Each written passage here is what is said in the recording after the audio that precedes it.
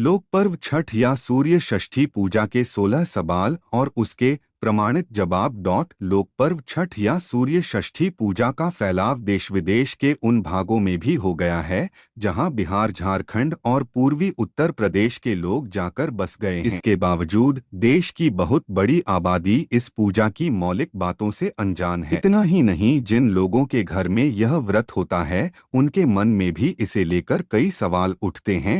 प्रस्तुत है षष्ठी पूजा के 16 बड़े सवाल और उनके सही और प्रमाणित प्रमाण। 1. छठ या सूर्य षष्ठी व्रत में किन देवी देवताओं की पूजा की जाती है?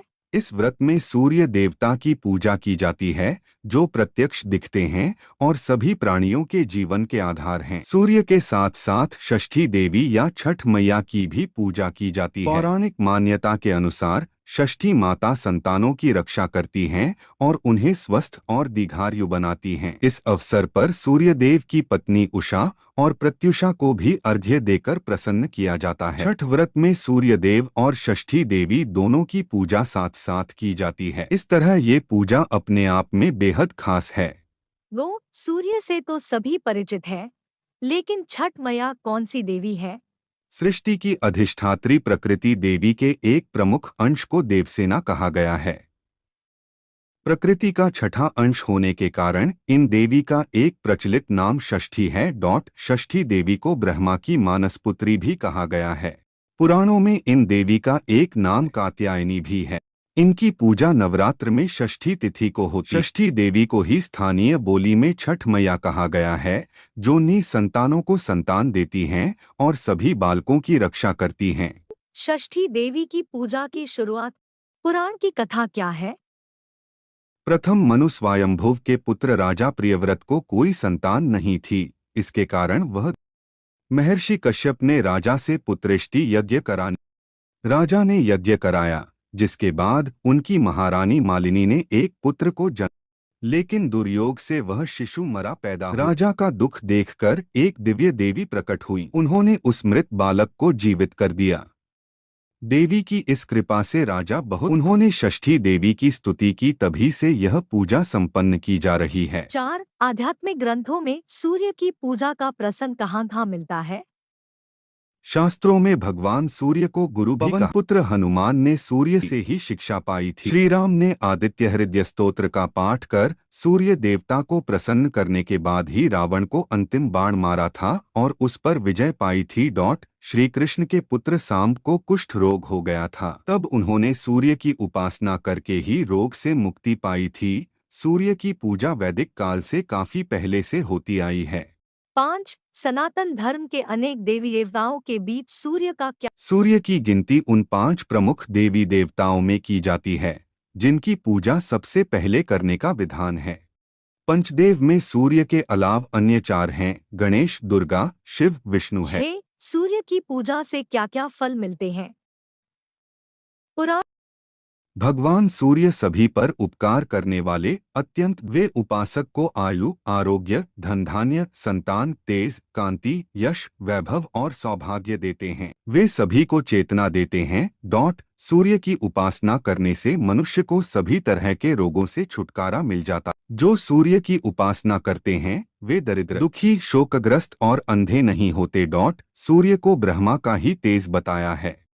धर्म, अर्थ, काम और मोक्ष, इन चारों पुरुषार्थों को देने वाले हैं, साथ ही पूरे संसार की रक्षा करने। इस पूजा में लोग पवित्र नदी और तालाबों आदि के किनारे क्यों जमा होते हैं? सूर्य की पूजा में उन्हें जल से अर्घ्य देने का विधान है। पवित्र नदियों के जल से सूर्य को अर्घ्य देने और स्नान करने का विशेष महत्व बताया गया। हालांकि यह पूजा किसी भी साफ सुथरी जगह पर की जा सकती है। छठ में नदी तालाबों पर भीड़ बहुत बढ़ जाती है। भीड़ से बचते हुए व्रत करने का क्या तरीका हो सकता है? इस भीड़ से बचने के लिए हाल के दशकों में घर में ही छठ करने का चलन तेजी से। मन चंगा तो कठौती में गंगा की कहावत यहाँ भी गौर करने लायक है। कई लोग घर के आंगन या छतों पर भी छठ व्रत करते हैं। व्रत करने वालों की सुविधा को ध्यान में रखकर ऐसा किया जाता है। ज्यादातर महिलाएं ही छठ पूजा क्यों करती हैं? ऐसा देखा जाता है कि महिलाएं अनेक कष्ट सहकर पूरे परिवार के कल्याण की न केवल कामना करती हैं, बल्कि इसके लिए तरह तरह के यत्न करने में पुरुषों से आगे रहती हैं। इसे महिलाओं के त्यागत की भावना से जोड़कर देखा जा सकता है। छठ पूजा कोई भी कर सकता है, चाहे वह महिला हो या पुरुष, पर इतना जरूर है कि महिलाएं संतान की कामना से या संतान के स्वास्थ्य और उनके दीर्घायु होने के लिए यह पूजा अधिक बढ़ चढ़कर और पूरी श्रद्धा से करती हैं। क्या यह पूजा किसी भी सामाजिक वर्ग या जाति के लोग कर सकते हैं? सूर्य सभी प्राणियों पर समान रूप से कृपा कर, वे किसी तरह का भेदभाव नहीं करते। इस पूजा में वर्ण या जाति के आधार पर भेद नहीं है। इस पूजा के प्रति समाज के हर वर्ग जाति में गहरी श्रद्धा देखी जाती है। हर कोई मिलजुल कर साथ साथ इसमें शामिल होता है। हर जाति धर्म के लोग इस पूजा को कर सकते हैं। क्या इस पूजा में कोई सामाजिक संदेश भी छिपा हुआ है? सूर्य षष्ठी व्रत में लोग उगते हुए सूर्य की भी पूजा करते हैं, डूबते हुए सूर्य की भी उतनी ही श्रद्धा से पूजा करते हैं। इसमें कई तरह के संकेत छिपे। ये पूरी दुनिया में भारत की आध्यात्मिक श्रेष्ठता को दिखाता है। इस पूजा में जातियों के आधार पर कहीं कोई भेदभाव नहीं है। समाज में सभी को बराबरी का दर्जा दिया गया। सूर्य देवता को बांस के बने जिस सूप और डाले में रखकर प्रसाद अर्पित किया जाता है, उसे सामाजिक रूप से अत्यंत पिछड़ी जाति के लोग बनाते हैं। इससे सामाजिक संदेश एकदम स्पष्ट है। बिहार से छठ पूजा का विशेष संबंध क्यों है? सूर्य की पूजा के साथ साथ षष्ठी देवी की पूजा की अनूठी परंपरा बिहार के इस सबसे बड़े लोक पर्व में देखी जाती है। यही बात इस पूजा के मामले में प्रदेश को खास बनाती है। बिहार में सूर्य पूजा सदियों से प्रचलित है। सूर्य पुराण में यहाँ के देव मंदिरों की महिमा का वर्णन मिलता है। यहाँ सूर्यपुत्र कर्ण की जन्मस्थली भी है। अत स्वाभाविक रूप से इस प्रदेश के लोगों की आस्था सूर्य देवता में ज्यादा है। बिहार के देव सूर्य मंदिर की खासियत क्या है? सबसे बड़ी खासियत यह है कि मंदिर का मुख्य द्वार पश्चिम दिशा की ओर है, जबकि आमतौर पर सूर्य मंदिर का मुख्य द्वार पूर्व दिशा की ओर होता है। मान्यता है कि यहाँ के विशेष सूर्य मंदिर का निर्माण देवताओं के शिल्पी भगवान विश्वकर्मा ने किया था। स्थापत्य और वास्तुकला के दृष्टिकोण से यहाँ के सूर्य मंदिर बेजोड़ है। कार्तिक महीने के अलावा यह पूजा साल में कब की जाती है? कार्तिक के अलावा छठ व्रत चैत्र शुक्ल पक्ष में चतुर्थी से लेकर सप्तमी तक किया जाता है। इसे आम बोलचाल में चैती छठ कहते हैं। 15 इस पूजा में कुछ लोग जमीन पर बार बार लेटकर कष्ट सहते हुए घाट की ओर क्यों जाते हैं? आम बोलचाल की भाषा में इसे कष्टी देना कहते हैं। ज्यादातर मामलों में ऐसा तब होता है जब किसी ने इस तरह की कोई मन्नत मानी हो। 4 दिनों तक चलने वाली छठ पूजा में किस किस दिन क्या क्या होता है? कार्तिक शुक्ल चतुर्थी को व्रत की शुरुआत नहाय खाए के साथ होती है। इस दिन व्रत करने वाले और घर के सारे लोग चावल दाल और कद्दू से बने व्यंजन प्रसाद के तौर पर ग्रहण करते हैं। वास्तव में ये अगले 3 दिनों तक चलने वाली पूजा की शारीरिक और मानसिक तैयारी है। दूसरे दिन कार्तिक शुक्ल पंचमी को शाम में मुख्य पूजा होती है। इसे खरना कहा जाता है। प्रसाद के रूप में गन्ने के रस या गुड़ में बनी खीर चढ़ाई जाती है। कई घरों में चावल का पिट्ठा भी बनाया जाता है। लोग उन घरों में जाकर प्रसाद ग्रहण करते हैं जिन घरों में पूजा होती है। तीसरे दिन कार्तिक शुक्ल षष्ठी की शाम को अस्ताचलगामी सूर्य को अर्घ्य दिया जाता है। व्रती के साथ साथ सारे लोग डूबते हुए सूर्य को अर्घ्य देते हैं। चौथे दिन कार्तिक शुक्ल सप्तमी को उगते सूर्य को अर्घ्य देने के बाद पारण के साथ व्रत की समाप्ति होती है। छठ पूजा का महत्व। यह महापर्व पूर्ण रूप से प्रकृति की पूजा है। जिस प्रकृति से हम सबका जीवन चलता है। वैज्ञानिक रूप से प्रमाणित पूरे संसार में ऊर्जा के स्रोत भगवान भास्कर की आराधना की जाती है। उगते सूरज की पूजा तो सब करते हैं। इस पर्व में डूबते सूरज की भी पूजा की जाती है। यह पर्व किसी भी जाति व संप्रदाय के बंधन से मुक्त है। इसे हर कोई कर सकता है। अब मुस्लिम भक्त भी इस पर्व को करते हैं। यह सामाजिक सहजीविता का अनुपम उदाहरण है।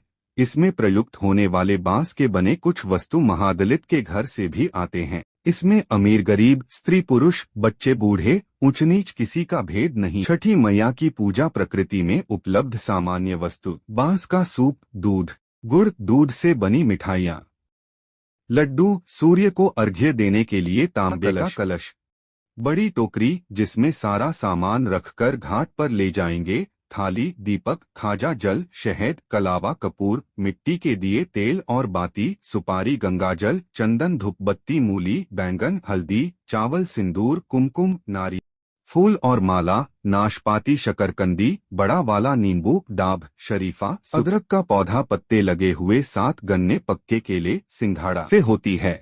कोई कीमती चढ़ावा नहीं। स्वच्छता व पवित्रता का सबसे अधिक ध्यान रखा जाता है। इसमें किसी पंडित, पुरोहित या किसी तंत्र मंत्र की जरूरत नहीं है। इसमें भक्त व भगवान के बीच सीधा संवाद है, आत्मा से परमात्मा का सीधा संपर्क बिना किसी के मदद के। यह पवित्र मन से पूर्ण समर्पण का पर्व है। इस पर्व को 70 साल तक उम्र के लोग करते हैं। करीब 3 दिन का निर्जला उपवास के बाद सुबह 4 बजे से भींगे बदन ठंडे पानी में ठंड के मौसम में करीब 2 घंटे पानी में खड़े होकर भगवान सूर्यदेव व छठी मैया की आराधना करते हैं। लेकिन आज तक कहीं किसी के भी सर्दी जुकाम तक होने की शिकायत नहीं मिली। यह है छठी मैया व सूर्य देव के पूजा का महत्व, साक्षात प्रमाण है इनके भक्ति के शक्ति का। छठी मैया आप सब का कल्याण करें और आप सब भी इस पावन पर्व में जरूर शामिल हो। इस पूजा की शुरुआत करें। अगर अब तक नहीं करते हैं तो यह जान लें कि भगवान सूर्यदेव के बिना पृथ्वी पर जीवन संभव नहीं है। आथ यही स्पष्ट देवता हैं। सूर्यदेवाय नमः। जय छठी मैया।